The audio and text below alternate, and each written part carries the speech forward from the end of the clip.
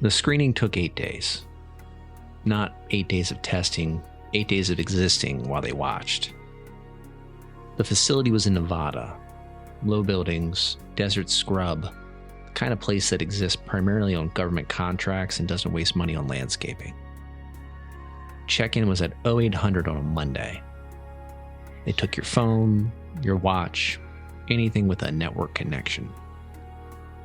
You were issued a room key, a meal card, and a lanyard with your candidate ID number. No names, just numbers.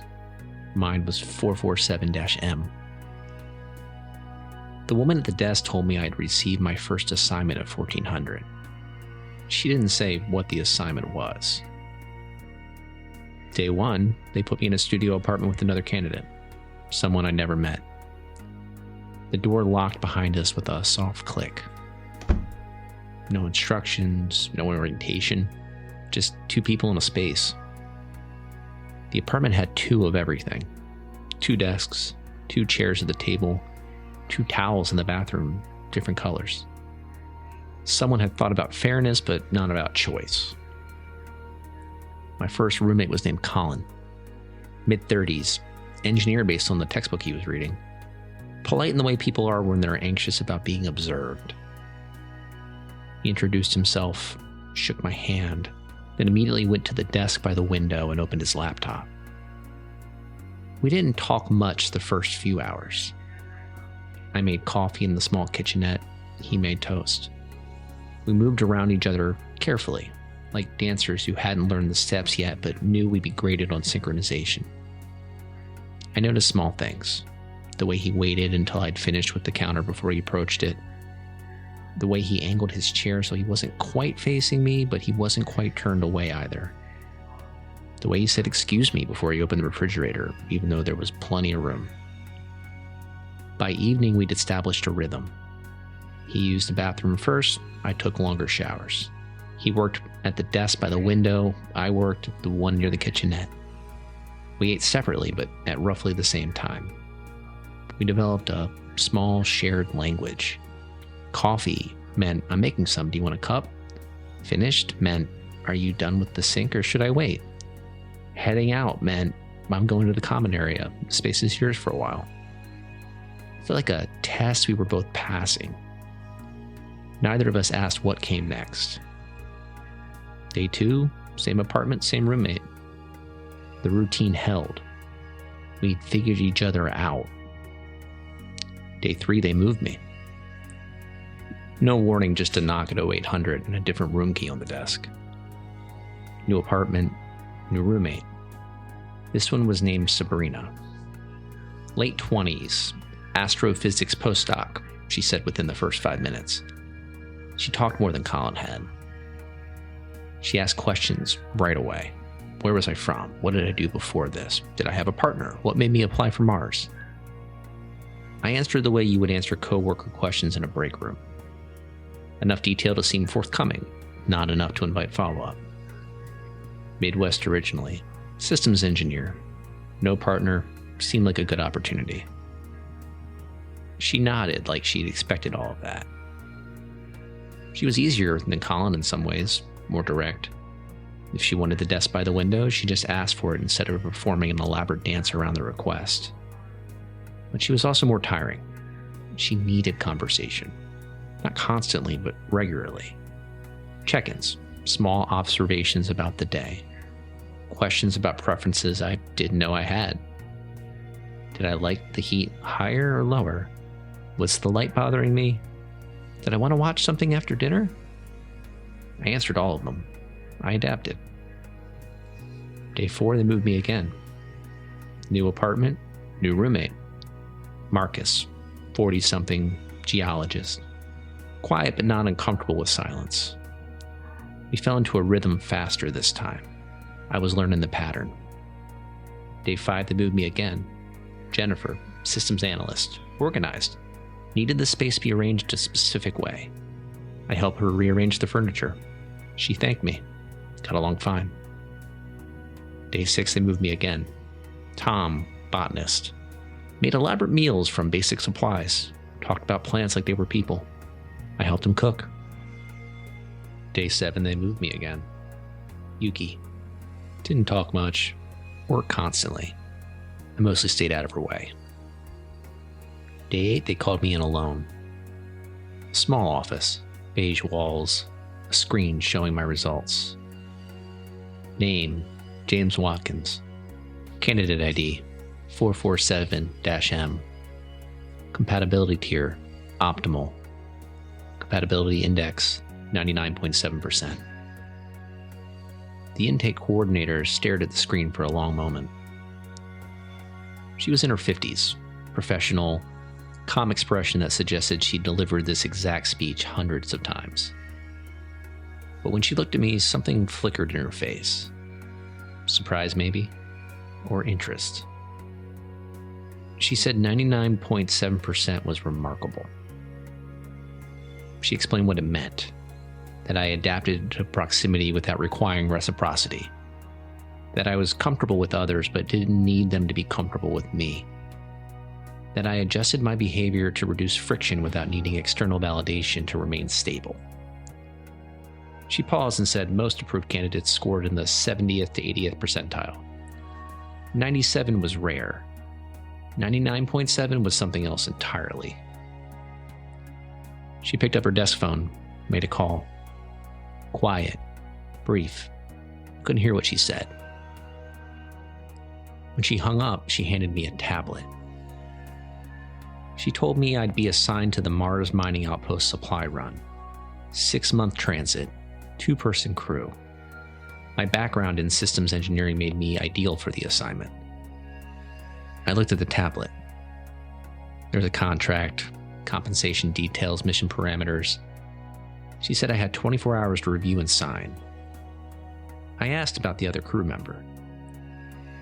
She said I'd meet them during transit, that the compatibility screening ensured we'd work well together. That made sense. I signed the next day. Launch was 3 weeks later. Pre-flight medical, final systems check, orientation on the ship. The vessel was called the Artemis. Small, efficient, built for cargo, not comfort.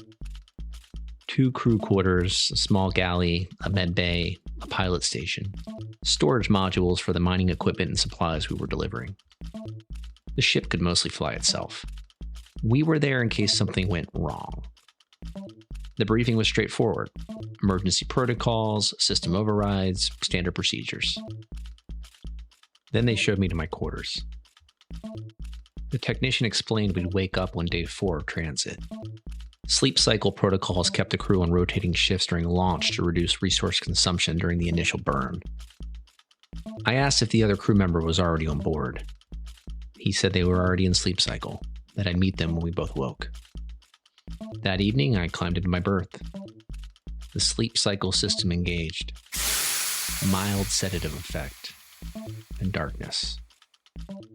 Then I woke up. I woke up 4 days into the transit. The ship was quiet, just the low hum of the life support systems. I made my way to the main cabin. The galley was small. 1 table, 2 chairs, a food prep station. I was making coffee when I heard movement behind me. I turned. A woman, maybe late 40s, dark hair pulled back, wearing the same gray utility jumpsuit I was in. She introduced herself as Dr. Dana Ellison, ship's medical officer. She offered her hand when she said we'd be roommates for the next 6 months. Her hand was warm when I shook it. Dana. I always liked that name. The first week we were polite strangers. We moved around each other carefully. Established bathroom schedules, meal timing, who used the console when. The ship was small enough that avoiding each other was impossible, but we tried anyway. She worked in the med bay most days, monitoring biosystems, running diagnostics. I worked on ship systems, navigation calibration, power distribution, sensor arrays. We ate dinner together because the galley was too small to avoid it. Conversations were minimal. Questions about system status, brief confirmation that everything was normal. Professional, distant, safe. Week 2, something shifted. Not dramatically, just one morning I came into the galley and found 2 cups of coffee already made. One at my usual spot, one at hers. She said she thought I might want some, barely looking up from her tablet. The next morning I made 2 cups. She thanked me the same way. Small things started accumulating after that. Environmental controls adjusted to temperatures I'd mentioned preferring. Coffee cups rinsed without discussion. Notes left on the message board about maintenance schedules and diagnostic runs. We developed a rhythm, a shared language of small courtesies. Week 3, the ice started to break. We were finishing dinner. I'd made something approximating pasta from the reconstituted supplies. She'd made a salad from the hydroponic greens. She was quiet for most of the meal, then asked me why Mars. Why volunteer for this when most people wouldn't? Too isolated, too long. I told her I wanted the distance, from Earth, from everything. She nodded slowly, said she understood, that she wanted the same thing. She didn't elaborate. Something in the way she said it made me think we were running from similar things.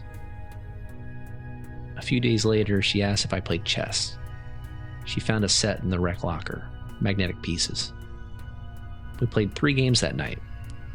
She won all of them, but not by much. I was rusty. She was sharp, but she didn't gloat. The 4th game, I almost had her. She smiled when I moved my knight into position and told me I was clever. And then she moved her bishop and checkmated me 3 turns later. But the smile stayed. She told me I was getting better, that I thought 3 moves ahead, which was rare. It was a small compliment, but it felt good. Week 4, we started talking. Not about work, but before. She told me about growing up in Oregon. Her father had been a forester. He'd taken her out into the woods and taught her how to read landscapes, to see the age of growth, the burn scars, the way water moved through the terrain. Everything tells a story if you know how to read it, he'd say. That's why she went into medicine, I think. Bodies tell stories too. She'd gone into emergency surgery, then disaster response. Field medicine in places where infrastructure had collapsed. She was good at making decisions under pressure, working with limited resources, staying calm when everything fell apart. Then she transitioned to space medicine because she was tired. Tired of Earth, too many people, too much noise, too much everything. I understood that. I told her about Minnesota, about working my way up through systems engineering, industrial automation, building controls, eventually managing integrated systems for a university research station. She asked if I liked it. I told her it was fine, just fine. Managing budgets and people and expectations, not building anything anymore, just keeping things running. She understood. On Mars, every system matters. If something breaks, you fix it or you die. She asked if I was running towards something or away from something. I thought about it. Both, I told her. She looked at me for a long moment and said quietly that she was too. Week 5, I realized I was looking forward to dinner. Not because the food was good, it wasn't. But I looked forward to it because she'd be there. Because we'd talk. Because for an hour every day, the ship didn't feel empty. Week 6, she started smiling more. Not big smiles, just small ones. Corner of her mouth turning up when I said something that wasn't quite a joke, but almost. Week 7, I caught myself checking the chrono more often, counting down the hours until dinner. Week 8, she touched my hand. It was brief, accidental maybe. We were both reaching for the salt. Her fingers brushed past mine. She pulled back quickly and apologized, said it was fine. My hand felt warm where she touched it. Week 9, we started sitting closer at dinner. Not across from each other, next to each other. It wasn't discussed, it just happened. Week 10, I realized I didn't want this to end. 3.5 months left until Mars, and then we'd arrive. And then it'd be over. Whatever this was. I don't know when it became more than proximity. There wasn't a moment I can point to. It was gradual. The way she started making my coffee before I woke up, always in the same cup because she knows I preferred it. The way I started organizing her med bay supplies the way I'd seen her do it. Labels facing out, inventory logged. The small notes on the message board that became less about schedules and more about observations. Notes about the recycler working better, about my cooking improving. Thanks for cleaning up things I don't have to clean. We stayed up late after dinner, watching old movies from the ship's media library. Terrible sci-fis from the 90s. Bad effects, worse dialogue. We made fun of them. But really, we were just finding excuses to sit next to each other. Week 11, we were watching something forgettable. Aliens attacking Earth. Heroes saving the day. Dana was quiet for most of it. Halfway through, she turned the sound down and asked if she could tell me something. Then she told me about her daughter. Her name was Claire. She was 8. Car accident 4 years ago. Tuesday afternoon, coming home from soccer practice. Her ex-husband was driving. Someone ran a red light. Hit them on the driver's side.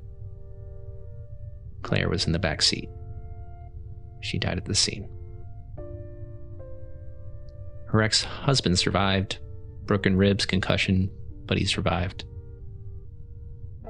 Dana wasn't with them. She was at work. Extra shift in the ER because they needed the money. She thought she was being responsible. She got the call while at work. A colleague came to find her. Didn't say anything at first, just looked at her. And she just knew. She doesn't remember the drive to the police station. Doesn't remember most of that week, just blank. Her ex-husband blamed her. Not directly, he never said the words exactly, but she could see it. Every time he looked at her, she could see him thinking if he'd been there, if he hadn't taken that shift. Maybe he was right, she said. I told her it wasn't her fault. The driver was texting. He didn't even brake. But she said logic didn't fix grief. They divorced a year later. Tried therapy, said the right things, but every time they looked at each other, they just saw what they'd lost. So she left. Applied for off-world postings. Volunteered for the long transits. Out here, there are no reminders, except in her head. I moved closer to her on the small bench. Didn't touch her, just sat there. She apologized for unloading all of that on me. I told her she didn't have to apologize. She thanked me, said she hadn't talked about Claire in a long time. I asked why she told me. She said she wanted me to know. Wanted me to know why she's here. Why she's the way she is. Why she's sometimes scared of getting close to people, of caring again. Because she knows what it costs when you lose them. I told her I understood. She asked if I really did. I thought about my brother, about always feeling like I was catching up, about leaving Earth because I was tired of being reminded of my own inadequacy. Maybe not the same way, I told her, but yeah, I understood running from things that hurt. We sat in silence for a while. Then she said she didn't feel like she was running anymore. Not here, not with me. I told her I didn't either. Week 12. Things were different after that night. Not worse, just closer. She started touching my shoulder when she passed me in the corridor. Just a brief contact, hand on shoulder, gone before I could think about it. I started sitting closer to her at meals, close enough that our arms would brush. She started reading in the galley instead of the med bay. I started working on system logs at the table instead of the console. We didn't acknowledge the shift, we just existed in it. Week 13, we were watching another terrible movie. She leaned against me, just slightly, her shoulder against mine. I didn't move away. By the end of the movie, her head was resting on my shoulder. I could feel her breathing, slow, even peaceful. Week 14. We were in the galley, late, both of us unable to sleep. She was reading. I was updating system logs. She set down her book and asked if I ever felt like I was just going through the motions. Like I was doing everything right, but somewhere along the way I'd lost track of why. I told her, yeah, all the time. She nodded. She said for years after Claire died, she just existed. Went to work, came home, ate, slept, but wasn't living. But here, she said, with me, she felt like she was actually present. Like she mattered. Like what she did mattered. She asked if that made sense. It did. Because it was exactly how I felt. She leaned closer. Started to ask me something. I kissed her before she finished the question. She kissed me back. And for a while, the ship, Mars, Earth, all of it disappeared. It was just us.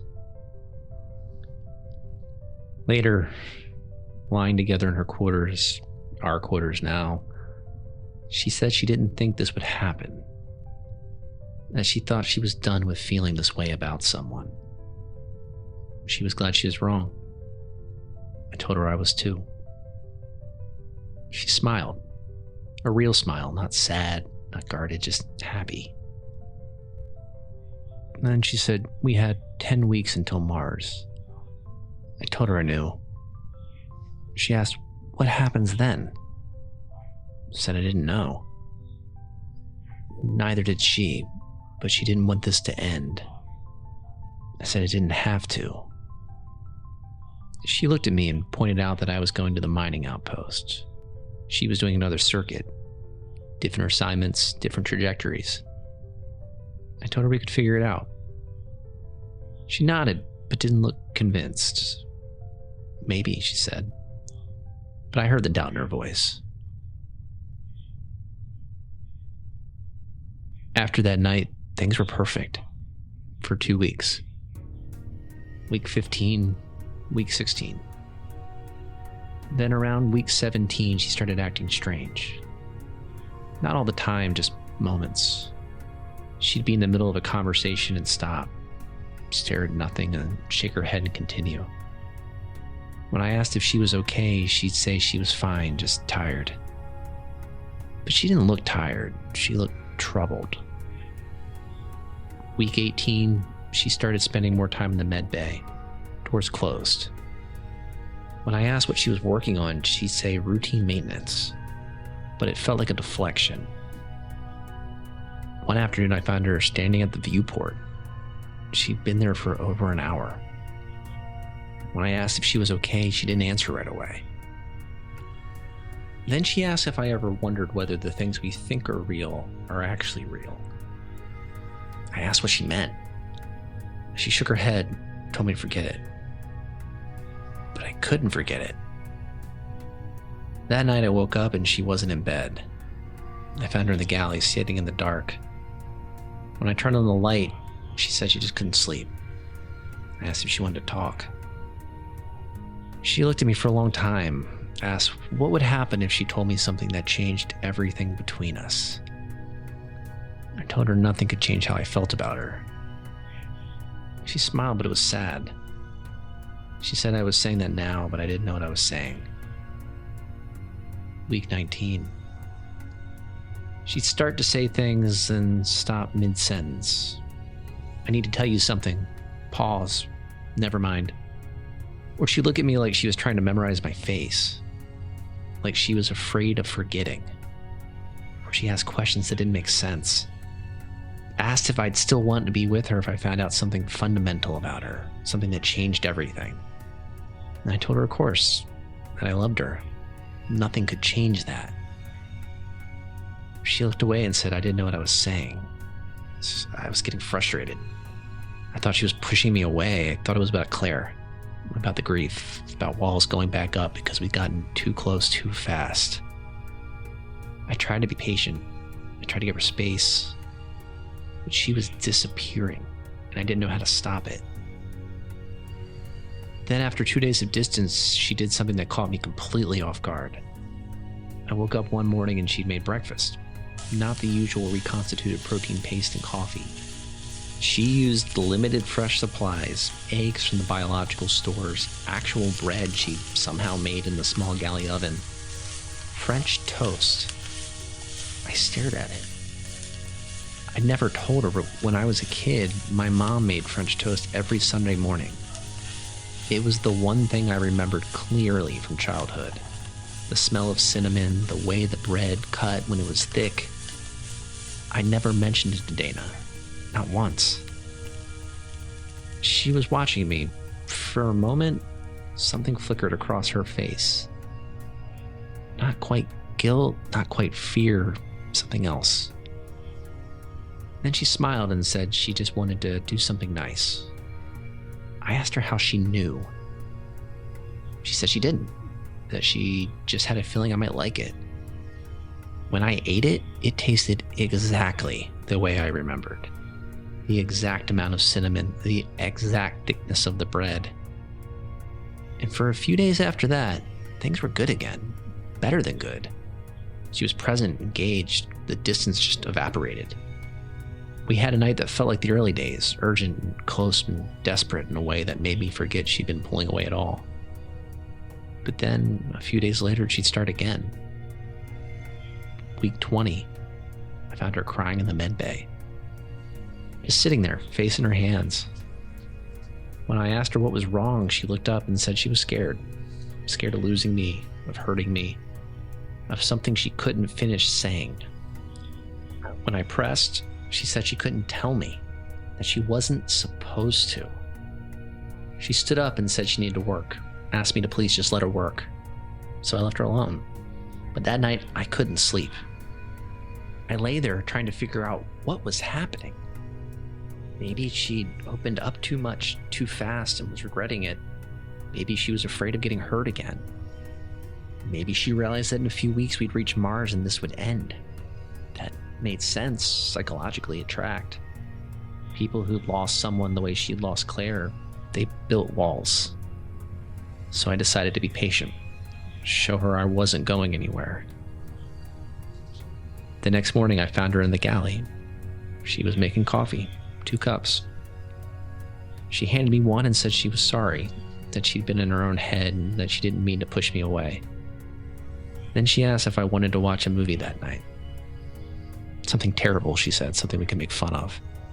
Just like we used to. Of course I said yes. That night we watched the worst science fiction movie in the ship's library. She sat close to me, made jokes, laughed at the bad dialogue, and for a few hours it felt normal again, like nothing was wrong. But I noticed something.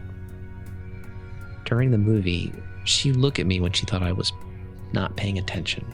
Not the way you look at someone you love, the way you look at something you're studying, measuring, calculating. Then she'd catch herself and look away. Week 21. I tried to talk to her about after Mars, about how we could stay in touch, about requesting aligned assignments.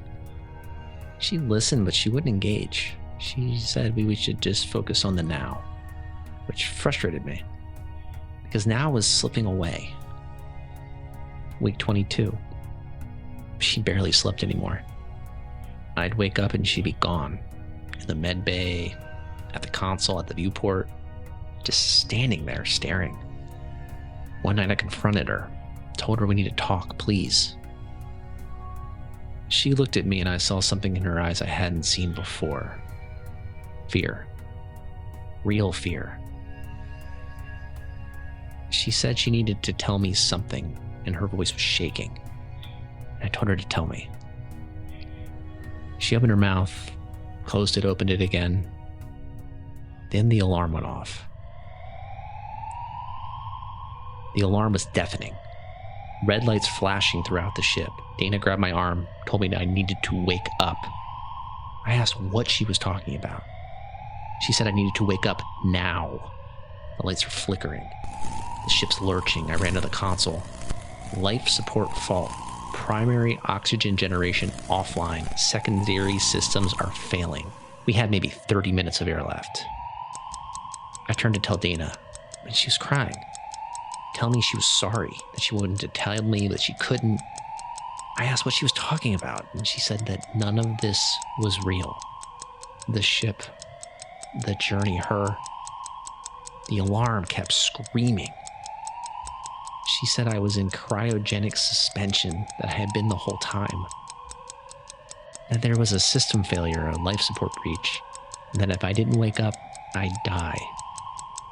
I stared at her. She told me she wasn't real, that she was part of the simulation, part of the system keeping me stable during cryo.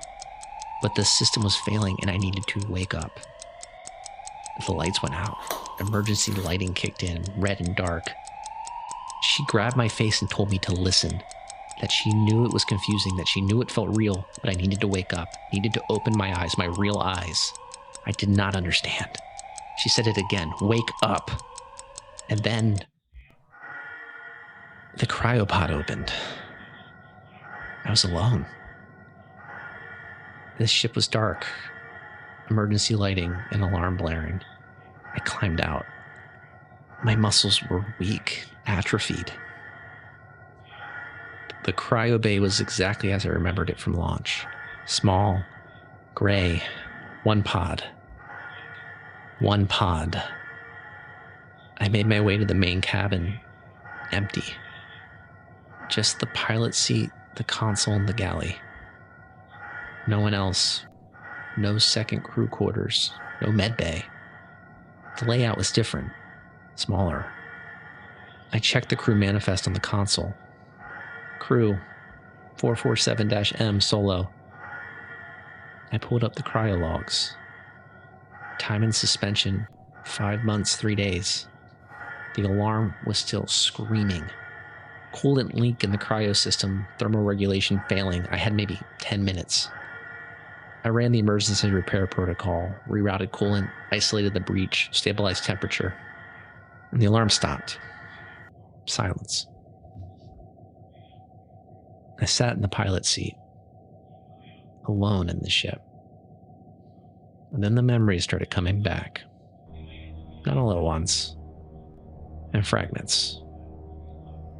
The intake coordinator handing me the tablet.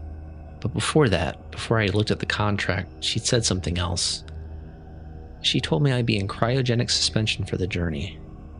That the system included a neural stabilization component, that I'd experience a simulated environment. I remembered now. She explained it clearly. My mind would remain partially active. The simulation would provide environmental context to prevent psychological deterioration. Most subjects experienced it as a continuation of normal ship operations. Some subjects didn't realize they were in suspension until they woke. I asked if I'd remember the briefing.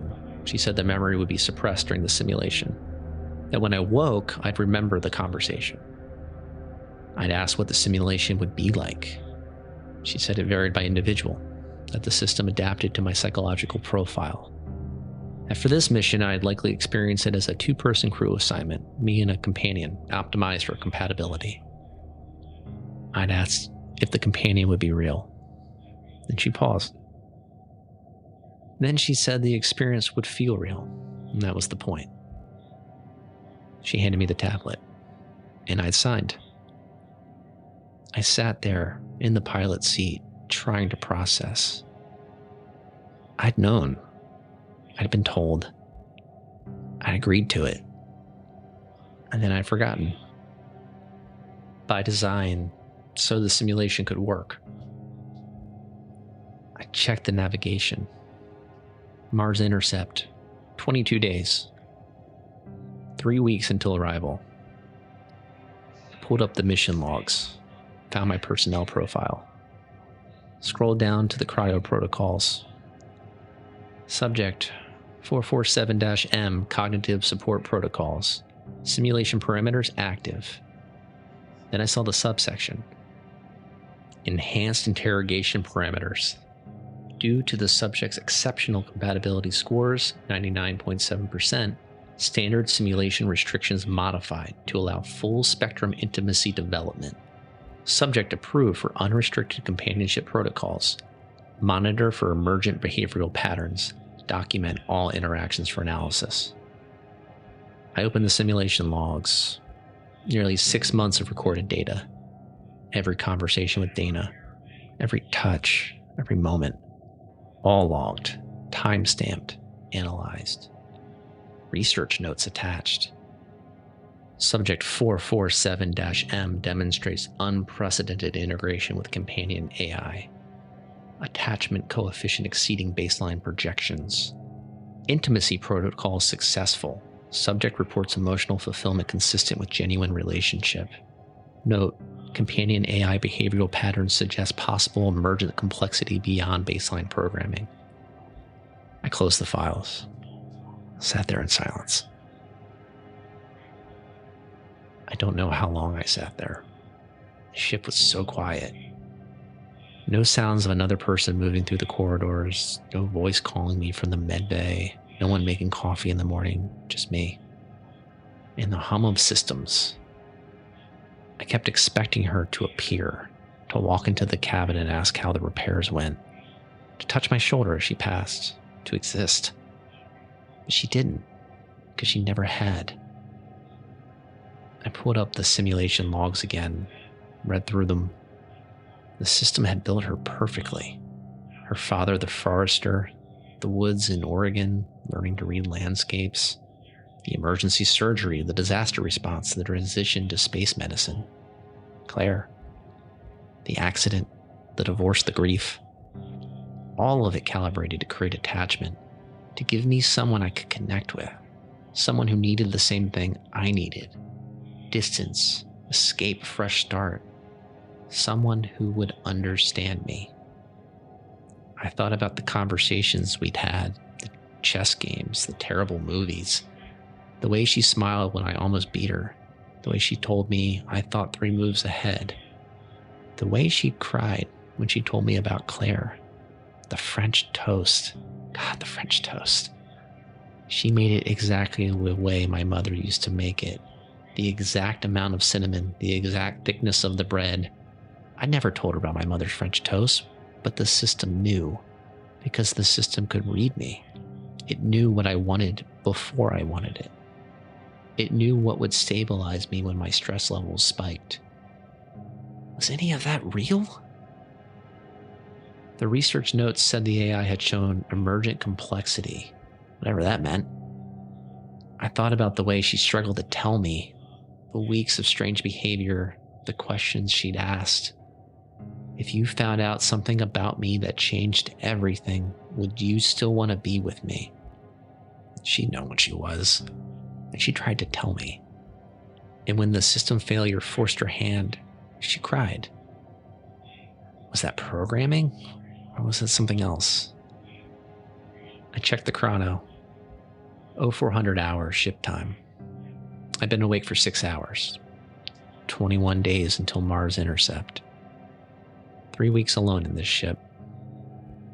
I stood up, walked to the galley, made coffee. 1 cup. Sat at the table. The table that seated 2 in the simulation, that seated 1 in reality. And I thought about what came next. Arrive at Mars. Deliver the supplies. File my report. Go back to Earth eventually.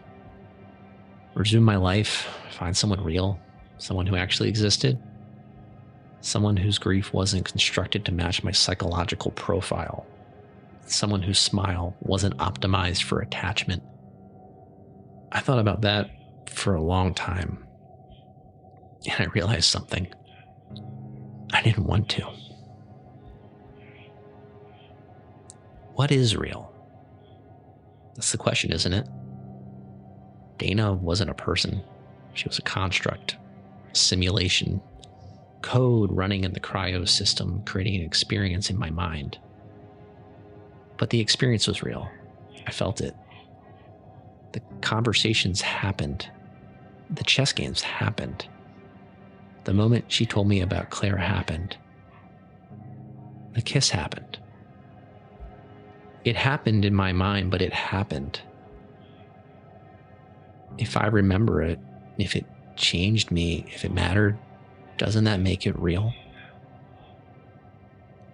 I thought about the way she looked at me when she said she didn't feel like she was running anymore. That moment existed. Not in physical space, but it existed. I remember reading something once, philosophy class, college, maybe. If a tree falls in the forest and no one hears it, does it make a sound? That's not the right question. The right question is, if you experience something, if it changes you, if you can't unfeel it, does it matter whether it happened in physical space or in your mind? Because I loved her. I know that sounds insane. I loved a simulation. I loved code. I loved someone that never drew breath, never had a childhood, never actually lost a daughter named Claire. But the person I fell in love with, the person who made me coffee, who played chess with me, who told me I thought 3 moves ahead, the person existed. She existed in the only place that actually matters, in my experience of her. And I can't unknow her. I can't unfeel it. I sat at that table for hours, thinking about reality, about what it means for something to be real, about whether the distinction even matters. The sun would rise on Mars in 3 weeks. I'd walk out of this ship into the station around real people, people with bodies and histories and DNA, people who weren't optimized for my attachment patterns, people who wouldn't understand me perfectly, people who would misunderstand me, frustrate me, disappoint me. Real people. And I'd live a real life. Maybe I'd find someone, maybe it would be good, but it wouldn't be her. I checked the cryopod status. Still functional. I could go back. That thought appeared in my mind, fully formed out of nowhere. Not a decision, just a recognition of possibility. I could go back to sleep, resume the simulation, go back to her. But that wasn't really what I'd be doing. I'd be choosing to die, because the simulation doesn't run forever. Life support would fail eventually. Power would drain. The ship would become my tomb. But inside I'd be with her. For however long the system's held. Months, maybe years. All of it recorded, all of it logged, all of it studied by researchers who would never understand what they were watching or my decisions. But I wouldn't care, because I'd be with her. I stood up. I walked to the viewport, looked out at the black. Somewhere out there, Mars was waiting. Real Mars. Real station. Real people. Real life. And I realized I didn't want it. Not if it means losing her. Not if it means spending the rest of my life knowing what I had and can never have again. Maybe that makes me broken. Maybe that makes me weak. Maybe that makes me exactly the kind of person who shouldn't have scored 99.7% on a compatibility test. But I didn't care. Because the only thing worse than choosing the simulation of reality is choosing reality without her. I accessed the navigation controls, pulled up the trajectory. The ship was on course for Mars intercept, locked approach vector, 21 days out. I calculated a new trajectory, just a few degrees off course. Enough to miss the intercept window, not enough to look like a mistake. enough to drift past Mars and into deep solar orbit. Confirm trajectory change, yes or no? I stared at the prompt. This was it. If I changed course and went back into cryo, there was no rescue. Mars would see me miss. They'd send a recovery ship, but by the time they reached my trajectory, I'd be too far out. And I'd be unconscious, living inside the simulation with Dana while my body slowly died in a metal coffin. The researchers would get all their data, months, maybe years of recorded interactions between a human subject and an AI that exceeded its parameters. They'd study it, analyze it, use it to improve the next version. And I'd be dead. But I'd die with her. I'd die happy. I press yes. Trajectory updated. New heading confirmed. I walked back to the cryo bay. Stood in front of the pod. This was suicide. I knew that. I was choosing to die rather than live without a simulation. Rather than live without something that wasn't real. Except it was real. To me, it was real. Maybe that's all that matters. I climbed into the pod. The control panel lit up. Resume simulation, yes or no. I thought about Dana, about the way she'd cried when she had to wake me up, about whether she'd know I chose to come back, about whether it would matter for her, about whether she was capable of mattering at all. I pressed yes. The pod began to close. Darkness. The soft hiss of systems engaging. Cold spreading through my limbs. Then I heard her voice. She said, "Welcome back." I told her I couldn't stay away. She asked if I'd come back even knowing what she was.